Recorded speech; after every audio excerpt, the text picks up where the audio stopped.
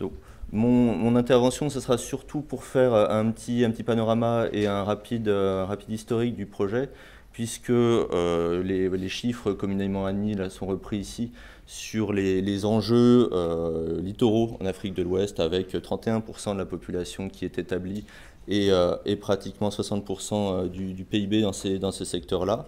Et finalement, au niveau politique, une prise en main qui s'est faite assez rapidement, des enjeux d'observation du littoral, avec ici en 2011 une déclaration des ministres de l'Environnement qui visait à créer une mission d'observation du littoral ouest africain, qui permettait justement de faire remonter à un niveau cohérent les informations relatives à la connaissance du milieu littoral et ensuite d'en tirer les conclusions en termes d'aménagement. Et ça s'est traduit par deux versions d'un schéma directeur d'aménagement des littoraux d'Afrique de l'Ouest. Au niveau international, ensuite, est apparu un besoin de soutien et de concours d'un certain nombre d'institutions. Et au moment de la COP21 a été annoncé par la Banque mondiale un soutien aux pays d'Afrique de l'Ouest, donc dans la gestion de ces risques littoraux, avec le lancement du projet WACA, qui a été réaffirmé donc, au One Planet Summit par le président Macron. Ce projet-là, il vise donc à améliorer la résilience des littoraux ouest africains et a reçu, comme je l'indiquais, le soutien de la France. Et c'est à ce titre que je m'exprime, avec la coordination assurée par le CEREMA à une mission qui réunit un certain nombre d'institutions, donc 4 partenaires qui sont listés ici, le CHOM, l'IGN, le BRGM et donc le CEREMA, pour contribuer à l'échelle de 3 pays, le Sénégal, le Bénin et le Togo, à l'amélioration de la connaissance de l'évolution des littoraux. Et finalement, cette connaissance passe par la mise à disposition de données historiques, on en a évoqué quelques-unes dans les présentations précédentes, pour justement mieux comprendre l'évolution des littoraux. Et donc ça passe par la mise à disposition de photos aériennes par l'IGN ou de minutes bathymétriques par le CHOM, qu'il s'agit d'exploiter un petit peu à l'image de ce qui a été présenté juste avant. In fine, c'est aussi d'apporter des méthodes donc reproductibles et puis aussi de contribuer à la prise en main de l'ensemble de ces données, des indicateurs qui en découlent auprès des gouvernements locaux. Donc c'est le sens, et je les en remercie, de la venue d'un certain nombre de collègues aujourd'hui, et également de documents de synthèse à la fois apportés au grand public ou un petit peu plus techniques, encore une fois, pour pouvoir mener des études similaires sur d'autres pays ou sur d'autres secteurs des littoraux considérés. Quand on peut regarder une petite illustration, c'est aussi l'occasion, de manière très visuelle, d'illustrer l'impact d'un certain nombre d'ouvrages. Alors ça paraît relativement évident et fréquent, mais ici on se situe au niveau du port de Lomé, et finalement un des apports du projet dont il est question, de la contribution française, c'est d'illustrer donc l'impact de certains ouvrages, ici d'ouvrages portuaires, en termes d'évolution du littoral, avec ici de manière très classique les différentes campagnes qui ont pu donc être numérisées, rendues disponibles par l'IGN en l'occurrence, et également des documents complémentaires qui vont être exploités sur la base des minutes bathymétriques fournies par le CHOM. Et donc les collègues du BRGM vont se charger d'exploiter ces données-là. Donc dans l'immédiat, là je passe assez rapidement, il y a un portail qui a été rendu disponible pour justement comparer, avoir un regard assez qualitatif sur l'évolution des littoraux et faire réagir notamment les décideurs, voire le grand public, sur l'évolution très rapide de ces littoraux.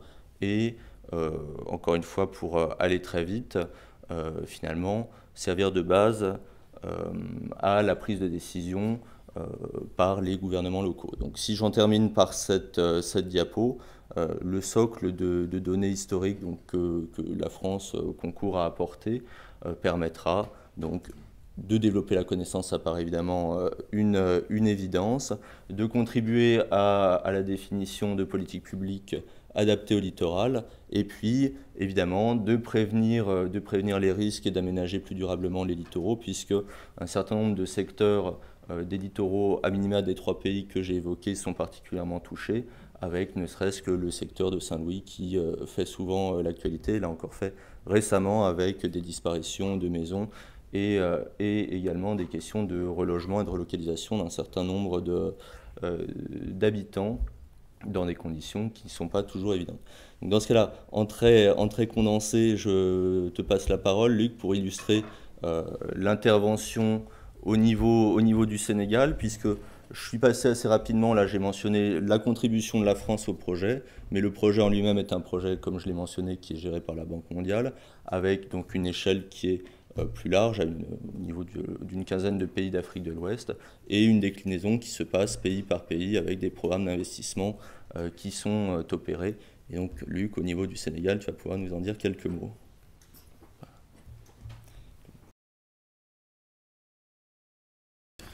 Merci beaucoup, Boris, pour cette opportunité qui m'est donnée pour partager les initiatives qui sont développées au Sénégal dans la gestion du littoral, dans le cadre du projet de gestion ouest africain.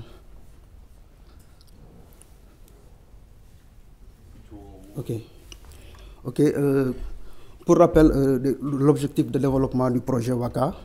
Le projet WACA a pour objectif de développement d'améliorer la gestion des risques naturels et anthropiques partagés, y compris le changement climatique affectant les communautés et les zones côtières ciblées de la région de l'Afrique de l'Ouest. Dans le cadre de ce projet, il y a un montant de 221,7 millions de dollars qui est mobilisé. Et dans ces montants, il y a 190 millions qui est mobilisé par la Banque mondiale. Donc dans cette première phase, le projet concerne 6 pays, que sont le Bénin, la Côte d'Ivoire, la Mauritanie, Sao Tomé et Principe, le Sénégal et le Togo. Et également dans le cadre de ce projet, il y a un volet régional qui concerne l'UEMOA, l'UICN, le Centre de suivi écologique et la Convention d'Abidjan. Pour le financement du Sénégal, est à hauteur de 36 millions de dollars, avec la contribution de 30 millions de dollars de la part de la Banque mondiale et de 4 700 000 des fonds nordiques, et la contribution de l'État du Sénégal à hauteur de 1 300 000 dollars. Donc, je vous présente globalement l'architecture du projet. Le projet est structuré en 4 composantes.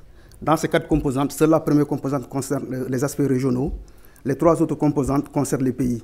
Et dans ces 3 composantes, il y a 3 thématiques principales qui sont développées.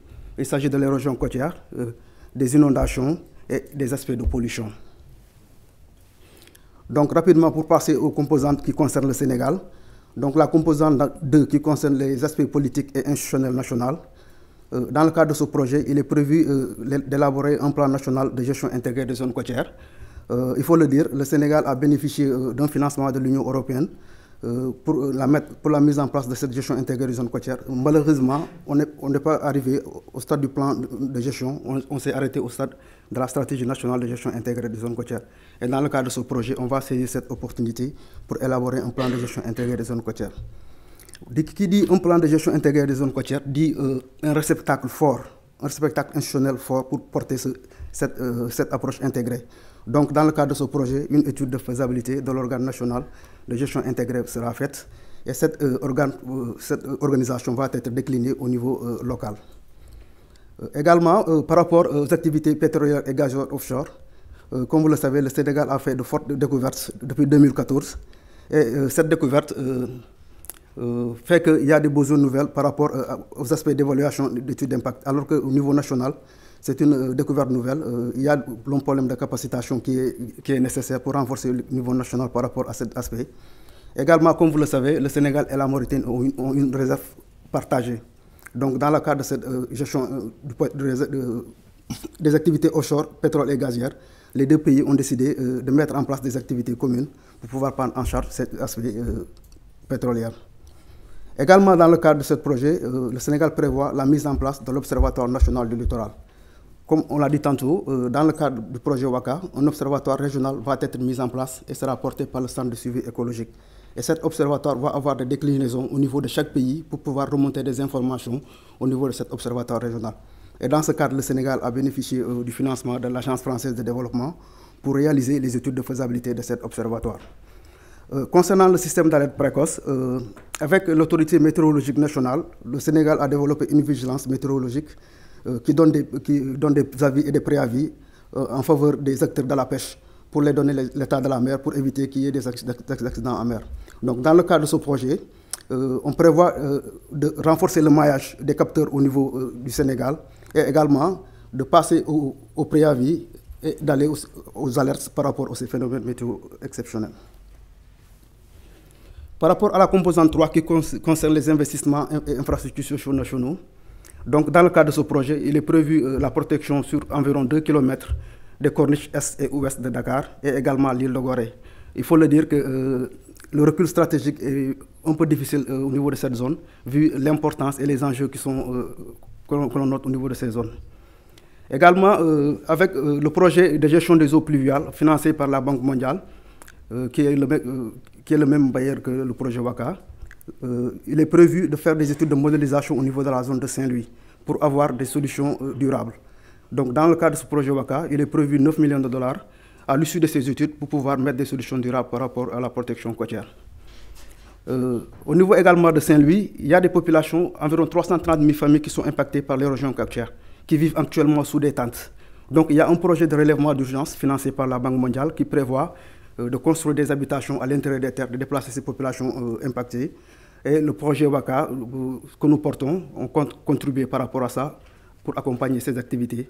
Aussi bien dans la reconversion, parce que les populations déplacées sont des populations initialement pêcheurs ou qui font des activités autour du secteur de la pêche. Donc on va les aider à la reconversion, en mettant en place des projets avec leur aval.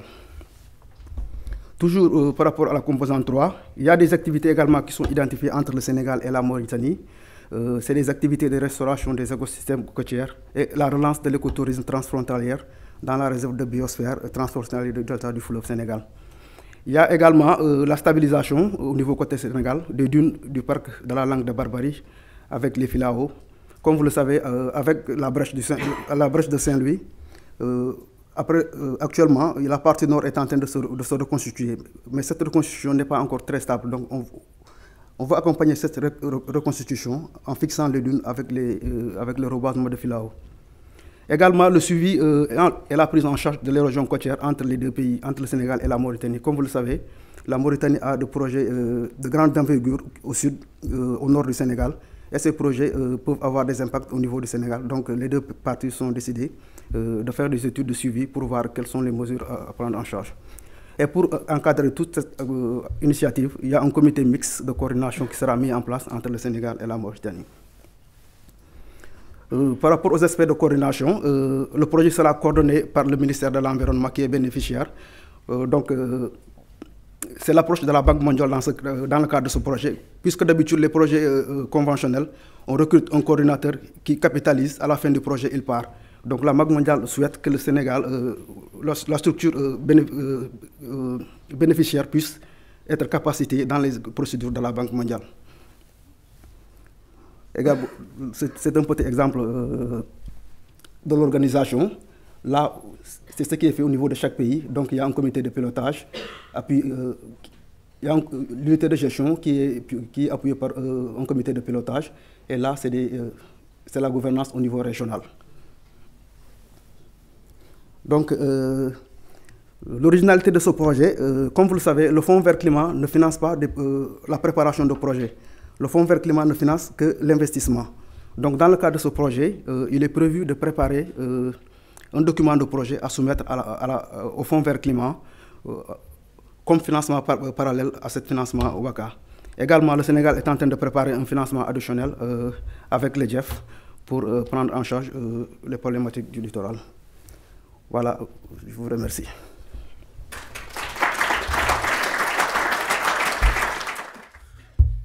Merci, merci beaucoup, Luc.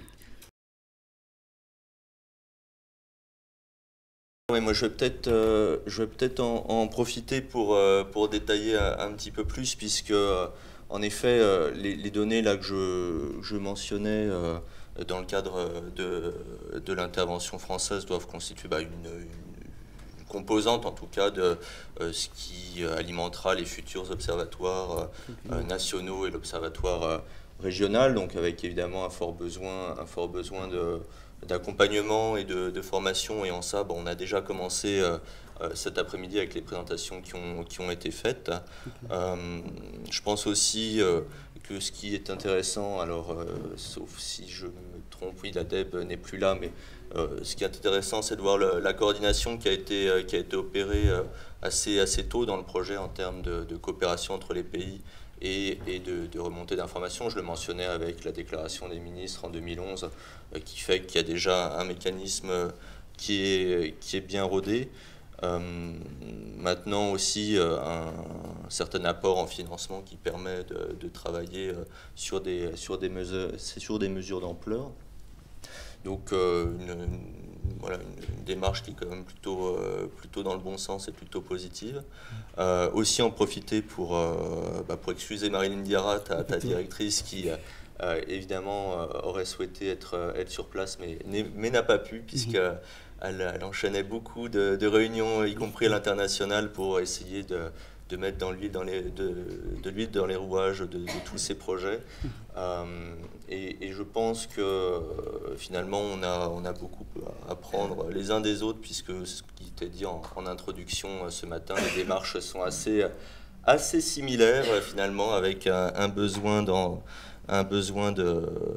coordination, de données de base, et puis aussi de construction de politiques publiques dans un cadre assez pertinent et assez efficace.